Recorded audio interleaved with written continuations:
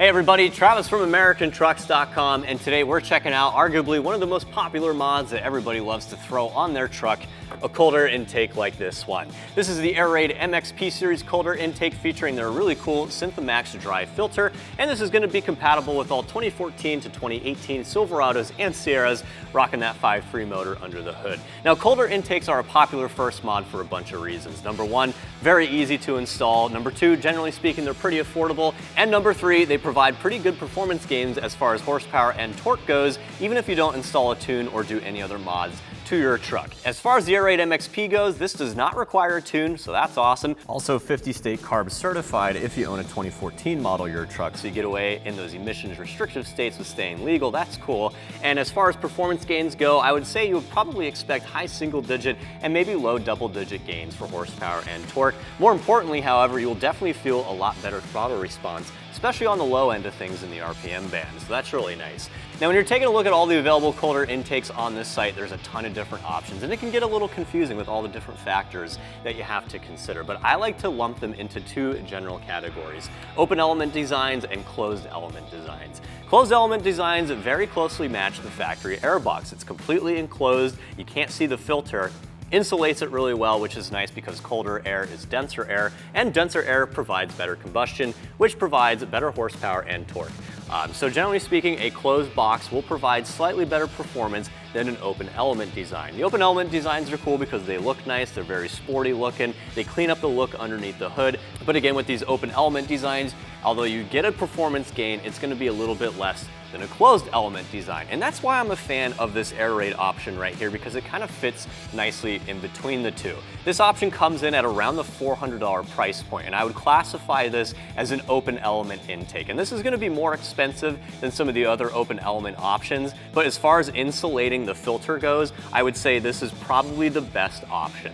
This is very close to a closed element design. It's actually technically a fully enclosed airbox, but what's nice is when you got the hood open, you can still see the SynthaMax filter underneath. And by the way, this is probably one of the biggest filters that I've seen on an intake for the 5.3 motor. Pretty simple math, bigger intake means more surface area and more volume, which translates into more CFMs, aka more air going into the motor. That's nice. And again, because this doesn't require a tune, it's not going to cause any problems with leaning out the engine, overheating, or anything like that. You're just going to get better performance with no tune required, so that's really cool. And then obviously when you have the hood down, you have this nice little piece of weather stripping right here, and Airaid did an excellent job of fitting this airbox so it fits really snug. And once you got the hood down, again with the stripping here, the filter is pretty much completely insulated. You're not getting any of that hot engine bay air coming into the filter and killing performance, so that's really nice. Any options that are going to cost less than this, they're not going to have as nice of a fitment. They're probably going to have a more basic heat shield. They do provide insulation for the filter, but it's just not going to be as good as this one. And then the other reason why I like this one in terms of visuals is because it's very OEM in appearance. It's not wild with chrome and polished stuff everywhere. The TPO that this is made out of is very OEM-like in appearance. It's very rugged. It's actually very tough too. And what's nice about this is you're not going to have any heat soak either. Aluminum and metal intake tubes will generally absorb heat a little bit more. So if you're idling or maybe you're stuck in traffic and you're not really moving, you don't have a lot of air coming underneath the hood, this is going to do a little bit of a better job of keeping that air cool to the motor, which again is going to help with performance and overall engine life compared to some of the other options. A couple other things to consider as well are the install. Some options do require some cutting, some splicing of some lines. Maybe you got to wire in some stuff here. This is technically a bolt-in kit. There's no custom modification whatsoever. Bolts right up to the throttle body, and we're actually reusing the mounting locations for the factory airbox. We're even reusing some of the factory hardware, so that's really nice. You really only need a couple of sockets and maybe a hand ratchet to get this thing bolted in. That's why it's a really good first mod if you don't have a lot of experience installing things on your truck.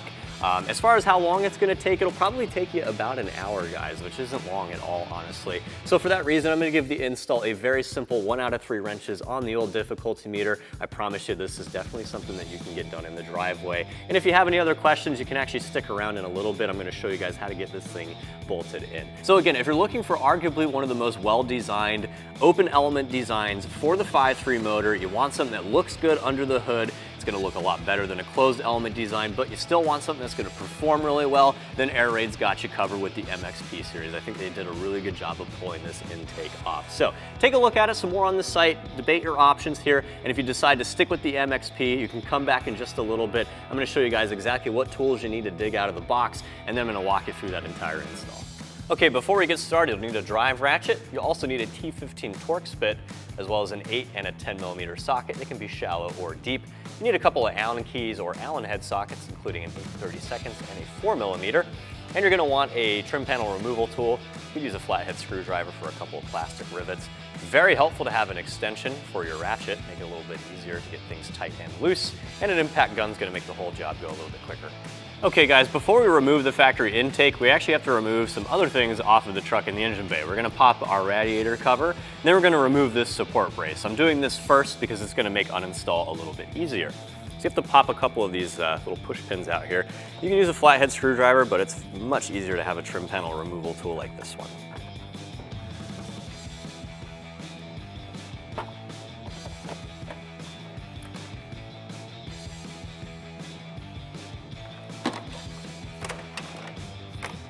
Okay, once the cover is removed, you can also remove the support brace. It's held in with two 10mm bolts on either side.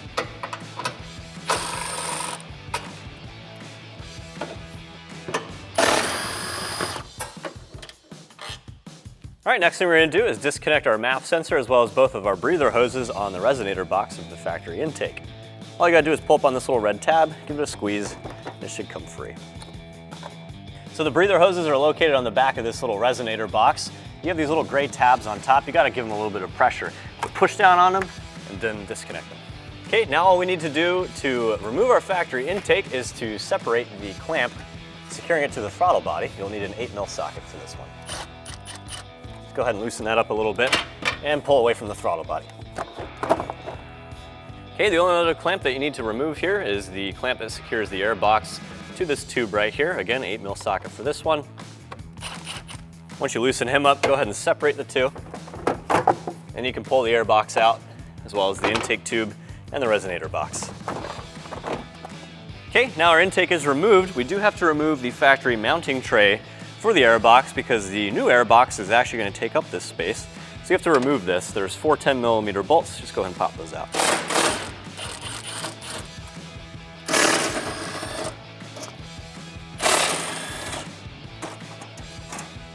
All right guys, now we have our factory system removed. I wanted to throw it up here next to the new one because let's face it, the factory system is a little ugly looking, right? This resonator box isn't doing us any justice. And quite frankly, the paper element inside of the factory airbox is just no good for that big 5.3 motor. Over time, this thing's gonna get dirty. Might actually be able to see it in there just a little bit, but it doesn't even filter the entire airbox. The entire paper element filter is probably maybe that thick. So this thing gets clogged quick. That kills throttle response, kills your air to fuel mixture, and that hurts performance. Obviously, Airaid's new filter is way bigger, nice high flow filter here, and this is a dry filter, by the way, washable and reusable, which is nice. Paper elements are not. And overall, you're getting a lot more volume and a lot more surface area. So your truck's gonna flow a lot better, and you'll really notice a pickup, especially in low RPMs with your throttle response. Plus, we have this really nice new airbox here. I really like this guy because basically, if it ain't broke, don't fix it, right? And Chevy actually did a pretty good job of getting cold air into the engine bay and to the factory setup by way of this little air duct that comes out underneath the fender and underneath the wheel. So that's a really nice way of getting nice cold air to the motor. Airaid decided to stick with that design, and I'm really happy about that. And plus, even though this is an open element design technically, it still insulates the filter pretty well. You got this weather stripping on top here. With the hood down, your filter should not get heat soaked whatsoever. So that's awesome. So overall, a nice improvement in form and functionality. But before we ditch our factory setup, we do have to swap over the new MAF sensor. We do have some connections here with the new intake tube. They do provide hardware for that, but unfortunately, you're gonna need a T15 Torx bit to get the factory connection off of here. So go ahead and grab one of those, pick one up if you don't have one already, pull the factory MAF sensor out of there, and then we'll swap it over to the new intake tube. The new intake tube does not use these Torx screws, thankfully. They're simple button head bolts, but you'll need an 8/32 Allen key or an 8/32 Allen head socket in order to tighten it down.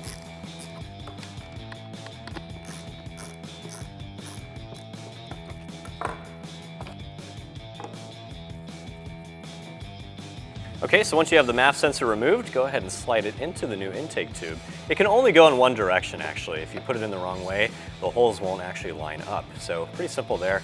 Go ahead and get it lined up and then grab these little button head bolts here. And again, it's an 8/32 Allen key. It's pretty small.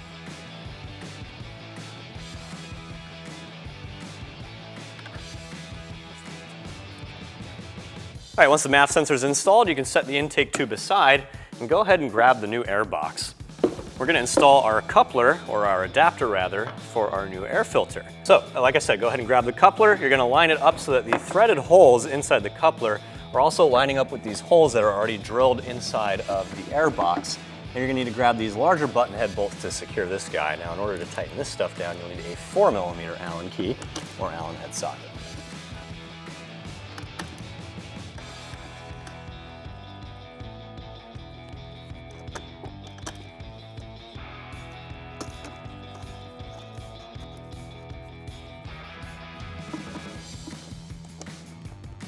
Okay, so once you got that coupler installed on your new air box, you can actually throw it into the truck. Now, we're gonna be securing this to the mounting location for the factory airbox tray. So you're gonna need 3 of those 4 original bolts, and again, you'll need that 10mm socket for this.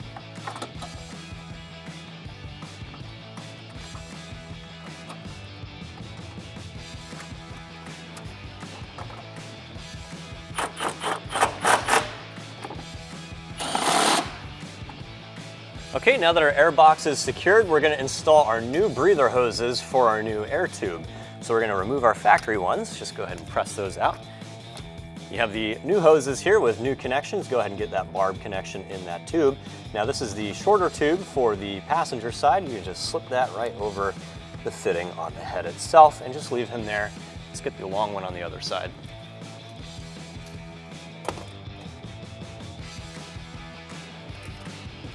Okay, now that our breather hoses are in place, we can install our intake tube. You want to make sure you got both rubber couplers on either end. The smaller coupler goes to the throttle body and the large coupler goes to the adapter for our filter with the appropriate size band clamps on both ends. You'll also need an 8mm socket to tighten these down. Easiest way to go about this is to get the air filter side on first because this coupler is really tight and getting it on there can be a little bit of a pain, so it's helpful to actually spray it down with like some WD-40 or another spray lubricant. Help slide it on there. All right, now once you have the coupler on the air filter side secured, you want to make sure that the other side, the throttle body side, is also lined up and that the rubber coupler is on the throttle body itself. And then you can tighten down these band clamps on the air filter side.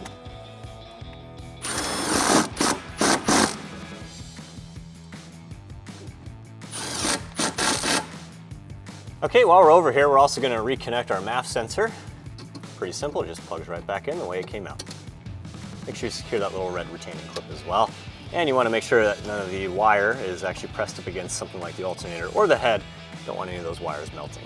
Okay, now we're going to tighten down the throttle body clamps. Same process with the 8mm socket.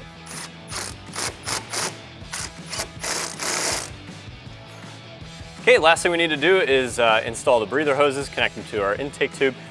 Earlier, I actually showed you guys putting the tube itself onto the head fitting like that. Obviously, that is actually incorrect here. I want the factory style fitting to go on the head. Small details, everybody makes little mistakes here, but go ahead and get that pressed down. You'll hear it click, and then get the barb fitting seated all the way onto the tube on the intake. And we'll go ahead and do the same thing for the passenger side. Again, remember these smaller hoses for the passenger side, and the longer hose is for the driver's side. Okay, now comes the final part here, guys, the fun part, and that's getting the filter in place. This is a little bit of a squeeze here, so you want to take your time with this. You don't want to damage the filter or any of the media itself. So go ahead and just gently kind of press it in between the air box and the inside of the fender here. Might be helpful to kind of come at an angle. You can see this is definitely a tight fit, but once you get in there, it should squeeze into place quite nicely. Just make sure it's flush on the coupler itself. And then the tip of the filter will actually rest on this little lip inside of here. Once you got it seated all the way, just rotate your band clamp so you can find the fastener. Make sure you rotate it up and tighten that down again with your 8mm socket.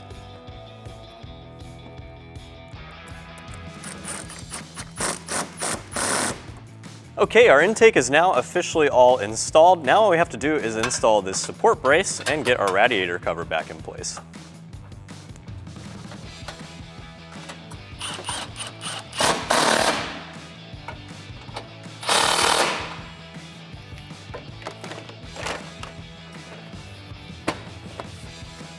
That also wraps up my review of Airaid's MXP Series cold air intake featuring the SynthaMax Dry Filter, fitting your 2014 to 2018 Silverado or Sierra with the 5.3 motor under the hood. I'm Travis, thanks for watching. Keep it right here at AmericanTrucks.com.